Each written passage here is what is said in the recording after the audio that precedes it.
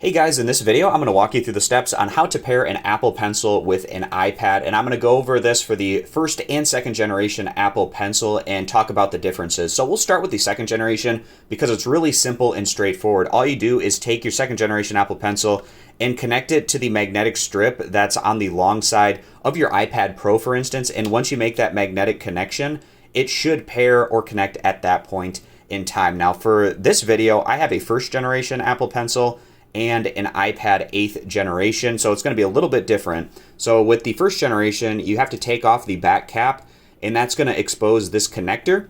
And all you have to do is take your iPad and plug it into that connector that's at the bottom.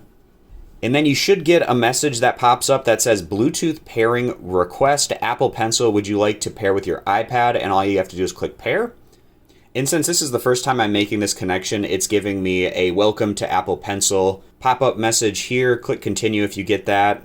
And then it has some different tutorials and options if you'd like to go through those as well. But I'm just going to click done for this example, and then unplugging the first generation Apple Pencil, putting the cap back on, and then you should be able to use it at that point in time. Now, if you want to disconnect your Apple Pencil from your iPad, there's 3 different ways to do this. It will disconnect if you restart your iPad, if you put it into airplane mode, or if you connect your Apple Pencil to a different iPad, then it will also disconnect in that instance. So that's a quick tutorial on the differences between the second and first generation Apple Pencil and how you go about connecting them. Again, just a quick refresher, the second generation pencil, all you have to do is magnetically connect it to the side of an iPad Pro, for instance, and that magnetic connection, it should pair at that point in time, whereas the first generation, you have to take off the back cap and put it in to the connector at the bottom and then click pair on the screen once that message pops up. And to disconnect, it's as simple as restarting the iPad, going into airplane mode, or connecting your Apple Pencil to another iPad. So I hope this video is helpful. I appreciate you guys stopping by. Consider subscribing, and I'll catch you back here next time.